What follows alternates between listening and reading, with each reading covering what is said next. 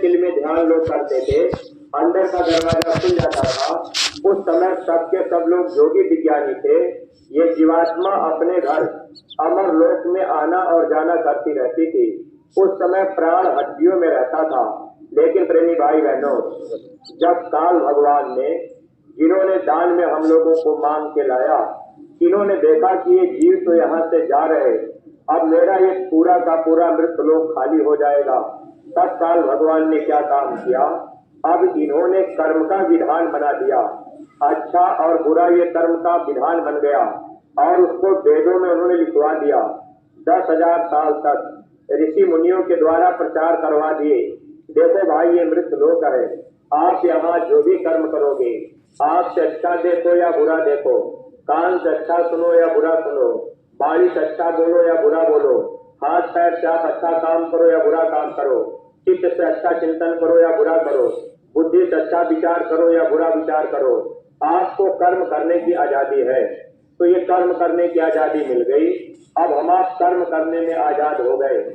हमारे गुरु महाराज ने कहा, जब इस जीवात्मा को इस मृत्यु लोक में उतारा गया तो आत्मा के साथ में बीच में मन को भी लगा दिया गया। मन अलग है, आत्मा अलग है। जहाँ माताएं बहनें विद्या लगाती, भाई लोग चंदन, यहाँ ये 2 पंखुड़ी का कमल होता है। बाएं तरफ मन का निवास होता है। ये बायां अंग काल का माना जाता है, अशुद्ध माना जाता है, और दाहिनी तरफ आत्मा का निवास होता है। ये दाहिना अंग दयाल का माना जाता है, ये शुद्ध माना जाता है।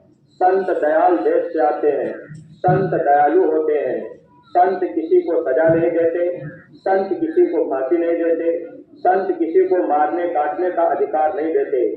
प्रेमी भाई बहनों, जब आत्मा और मन अब दोनों साथ में हो गए तो शुरू में आत्मा और मन के बीच में दोस्ती रही। जब कर्म का विधान बन गया तो आत्मा और मन के बीच में दुश्मनी हो गई। अब यही मन आत्मा का दुश्मन बन गया। अब जो भी कर्म हम आप करेंगे, कर्म आत्मा को भोगना पड़ेगा। आत्मा अजर अमर अविनाशी है। आत्मा मरती नहीं, बस इस शरीर से निकाला गया, दूसरे शरीर में बंद कर दिया गया। अब वहाँ हम आप भटकते रहेंगे, तड़पते रहेंगे, पीड़ा सहते रहेंगे। तो महात्मा जब अपनी दिव्य आंख से देखे कि जीवों को इतनी तकलीफ दी जा रही है, तो महात्मा इस धरती पर आए।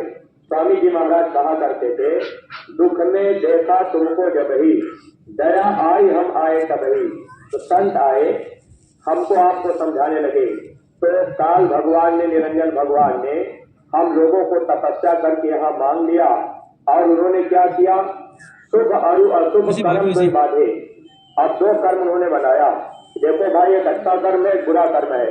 एक अच्छे कर्म की रस्सी है, एक बुरे की कर्म की रस्सी है, यानी दोनों बेड़ी है। आदमी को चाहे चमड़े के जूते से मारा जाए, चाहे सोने के जूते से मारा जाए, यानी इस जीवात्मा को काल भगवान ने कर्म के बंधन में फंसा दिया। अब यहाँ से जीव जा नहीं सकते। आज के समय में कोई आदमी ये सोचे कि भाई हम तो बुरा काम नहीं करते हैं, हम तो कोई ये धरती पर पाप कर्म नहीं करते, हम तो झूठ भी नहीं बोलते। देखिए गांव के प्रेमी भाई बहनों, हम सब लोग कर्म प्रधान देश में रहते। अगर आप झूठ भी नहीं बोलते, आप शाकाहारी हैं, आप लहसुन प्याज भी नहीं खा रहे, अगर आप सच भी बोल रहे, तब भी आपको कर्मों का फल भोगने के लिए फिर इस मृत्यु लोक में जन्म मरण की पीड़ा में जाना पड़ेगा। आपका छुटकारा नहीं हो सकता। अगर आप अच्छा से अच्छा कर्म करेंगे, तब भी आप यहाँ से छूट नहीं सकते। सच बोलने की भी सजा यहाँ दी जाती है। सच बोलेंगे तब भी सजा, झूठ बोलेंगे तब भी सजा।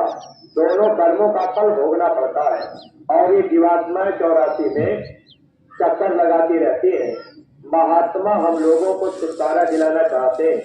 एक बार स्वामी जी महाराज सत्संग में सुनाने लगे कि एक राजा का लड़का, शादी हो गई, तो राजा के लड़के की जो पत्नी थी, यानी रानी, राजकुमार और राजकुमारी दोनों एक कमरे में रहे।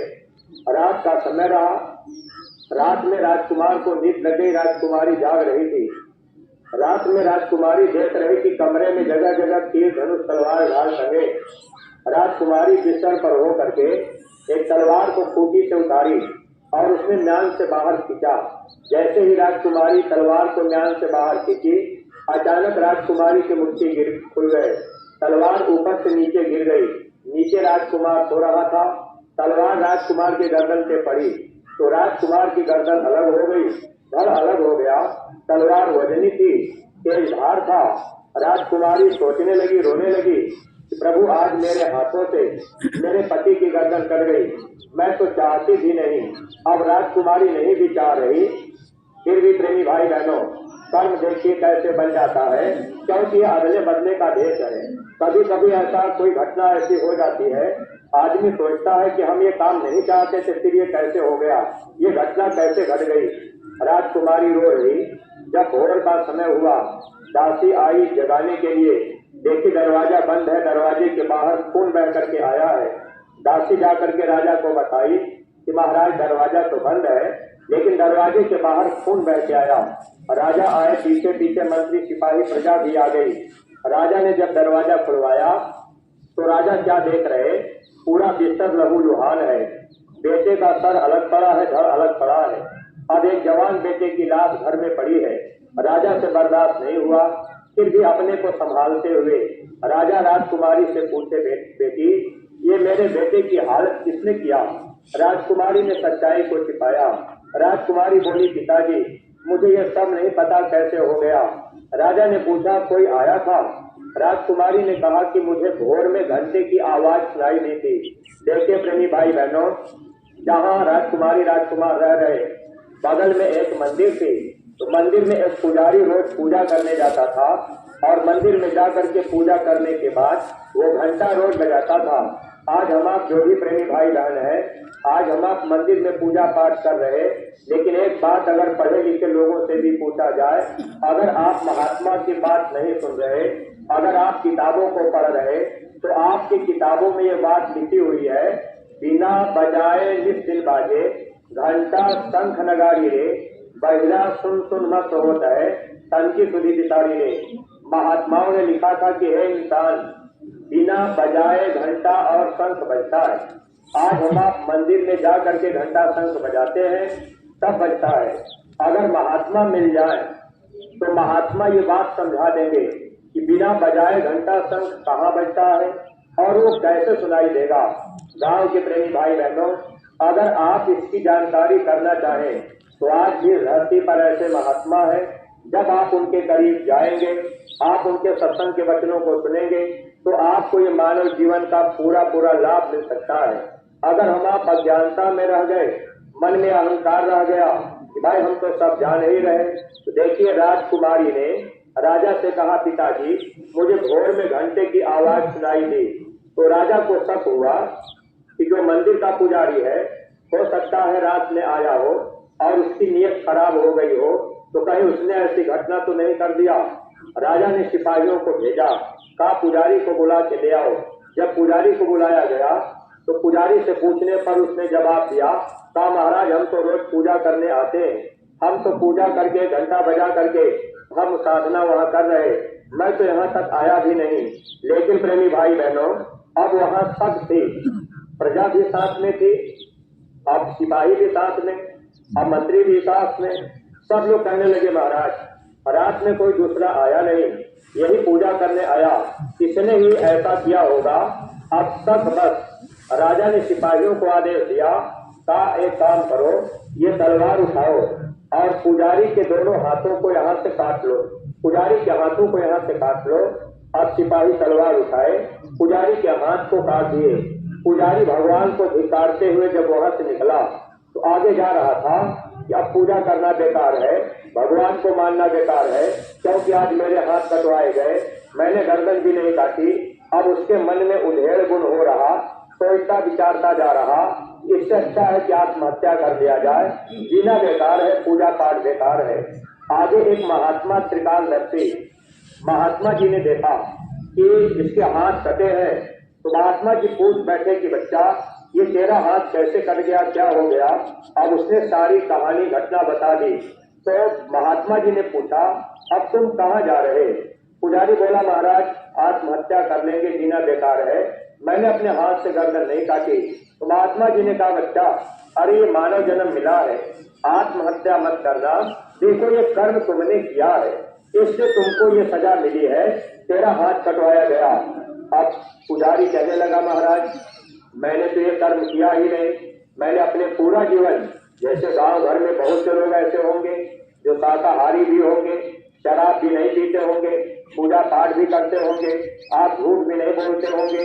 अब आपके मन में भाव आ सकता है कि भाई जब हम पूरा काम करते ही नहीं तो हम बाबा जी के पास क्यों जाए, हमारी उनके पास जाने की क्या जरूरत है।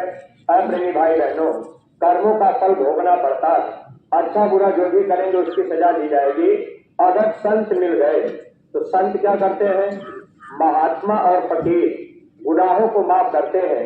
इसीलिए मुसलमान भाइयों की किताबों में ये बात लिखी हुई थी, कामिल मुर्शिद के चरणों में सिजदा करो, माफी तेरे गुनाहों की हो जाएगी।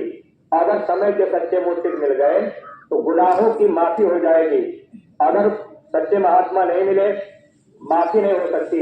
इसीलिए महात्माओं ने कहा था, हे इंसान आप जो है बाहर बाहर मत भटकना, बाहर भटकने पर आपको रास्ता नहीं मिल सकता। महापुरुष इस बात को लिख करके गए थे कि नकली मंदिर मस्जिदों में जाओ सद अफसोस है, कुदरती काबे का साकिन दुख उठाने के लिए, कुदरती काबे की मेहराब में सुन गौर से, आ रही धुर से सदा तेरे बुलाने के लिए। सदा माने होती है आवाज।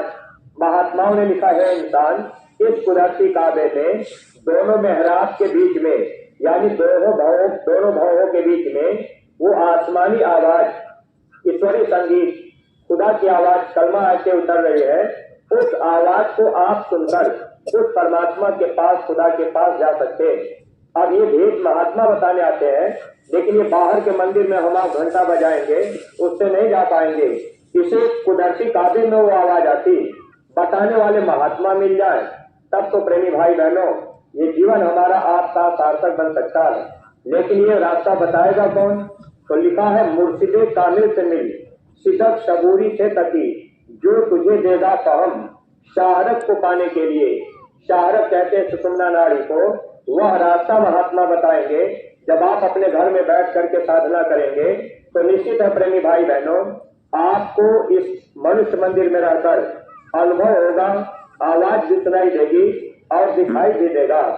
लेकिन ये तो महात्मा ही रास्ता बताते। अब उस समय वो पुजारी कहा, महाराज हमने तो गर्दन काटी नहीं, हमने तो तलवार उठाई नहीं, हमने तो जीवन भर पूजा पाठ किया, हमने कभी झूठ भी नहीं बोला, हमने तो लोगों का उपकार ही किया, मंदिर में जाकर के हमेशा पूजा पाठ किया। तब महात्मा जी कहने लगे, क्योंकि महात्मा भूत भविष्य वर्तमान सब जानते हैं, हजारों वर्ष आगे पीछे की बात जानते हैं। हमारे गुरु महाराज ने जब भविष्यवाणी की थी, बहुत पहले जब भविष्यवाणी गुरु महाराज ने किया, गुरु महाराज ने कहा, बच्चा आगे चल करके गेहूं 12-15 रुपए किलो बिकेंगे। जब 2-2.5 रुपए किलो गेहूं बिक रहा था तो उस समय जनता हंसती थी, ये बाबा क्या कह रहे। स्वामी जी महाराज ने कहा, बच्चे डीजल पेट्रोल के भाव ऊंचे हो जाएंगे। पेट्रोल के लिए गुरु महाराज ने कहा 100 रुपया लीटर तक बिकेगा, और इससे भी ऊपर हो जाए तो महात्मा तो बातें समझा देते हैं। चीनी का भाव, सोने का भाव, भविष्यवाणियां जो गुरु महाराज ने की, स्वामी जी महाराज ने कहा, बच्चे मेरी बातों को आप नोट कर लो, मेरे एक एक वचन आगे लोगों के काम आएंगे और वक्त आगे का नाजुक आएगा। इसलिए सत्संगी प्रेमी भाई बहनों ये बैठने का समय नहीं है, ऐसे समय में हमारा आपका ये तन लग जाए गुरु सेवा में और धर्म के प्रचार में। और ये हमको आपको मौका दिया गया है, अगर प्रत्येक सत्संगी प्रेमी भाई बहन एक एक गांव गोद लेकर के आप गांव गांव में प्रचार प्रसार नहीं करेंगे, अपने गुरु महाराज की सच्ची बात आप नहीं बताएंगे, तो आपको भी कर्म दोष लगेगा। आपका ये फर्ज और कर्तव्य है कि आप सब लोग एक एक गांव की जिम्मेदारी उठाइए। हिंदू मुसलमान सिख ईसाई कोई भी हो, आप गुरु महाराज का संदेश घर घर पहुंचा दीजिए।